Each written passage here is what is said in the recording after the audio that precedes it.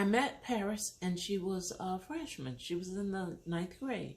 But then she became a member of my class when she was in the 10th grade.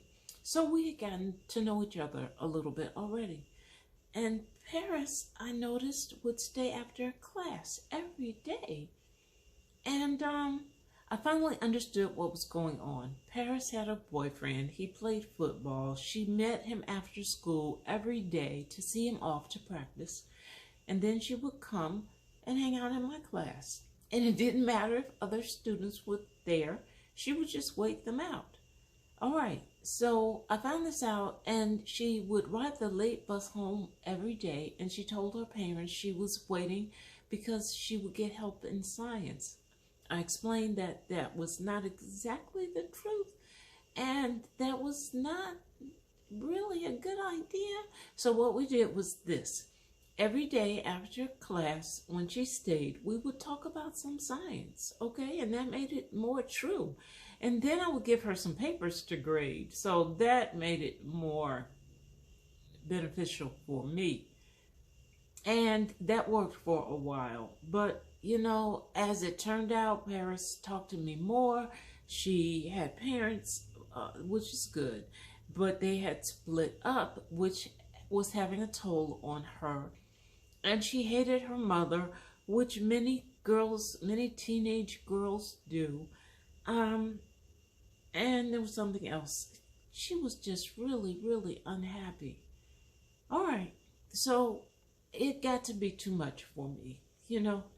And I tried to encourage her to talk to the counselor. That's what they're for. And she wanted to have nothing to do with the counselor, even though we had an amazing counselor. She didn't want to have anything to do with it. Okay, so then I tried to get her to write.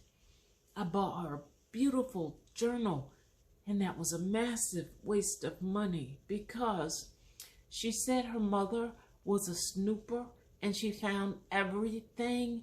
So Paris didn't want to have anything to do with writing. I understood that and said, okay, but we had to do something because this everyday thing was killing me, and I had to get home. I had a husband and children to take care of. This is what we did. I convinced Paris that she should write because I really did believe it. Journaling had been good for me, and I believed that it was not a good idea to keep these feelings pent up. But Lord, I could not handle her telling me anything else. So I Alexa, stop. Convinced her that she needed to write. And I bought her stationery. And she needed to write me letters. Letters that she would mail to the school. And they would be addressed to Miss Smith. And they would put those letters in my mailbox. Ta-da! I would bring those letters to Paris. I don't want to read them, but I will bring them to her or keep them in a box, keep them safe, and then give them all to her like at the end of the year. And that's what we agreed upon. I gave her the stationery, I gave her stamps, I gave her everything. And she did it several times. And the secretary was like, Estasia, what is this? I was like, don't worry, just put it in my mailbox. Don't worry, just put it in my mailbox. Okay, fine. That worked until it didn't. That worked until her snoopy mother found the stationery and found envelopes that were pre-stamped, and she insisted on knowing what this was.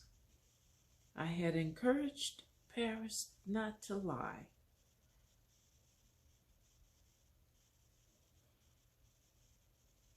Okay, so she came to the school. She was irate.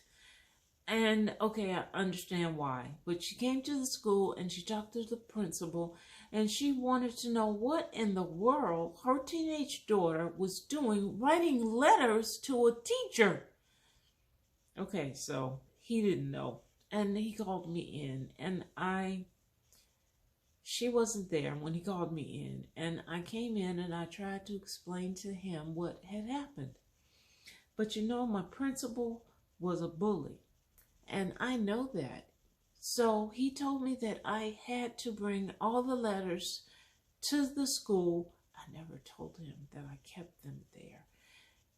So he told me I had to go home and get all the letters and bring them to the school and give them to him.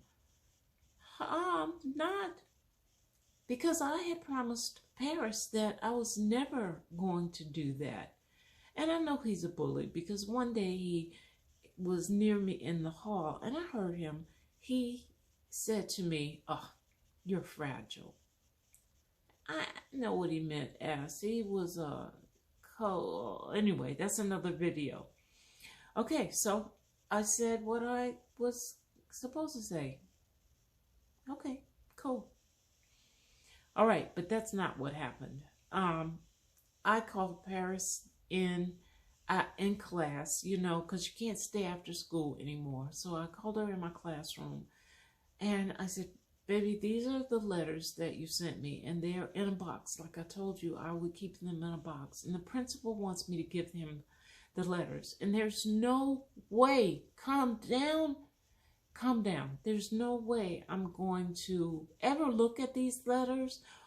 And for sure, I'm not going to ever give them to him. So let's do this. Let's burn them. Bam. That's all. That's it." So Paris and I took the letters and we set them on fire. And it was okay because I have a science classroom and fire is not unusual in a science classroom. So we burned them up. And after that, I left it up to Paris to do whatever she thought she needed to do to deal with her parents. I just hope I shared with her, taught her different ways I dealt with stress. And I hope that as an adult, because she's grown now, I hope that as an adult, she has better coping skills.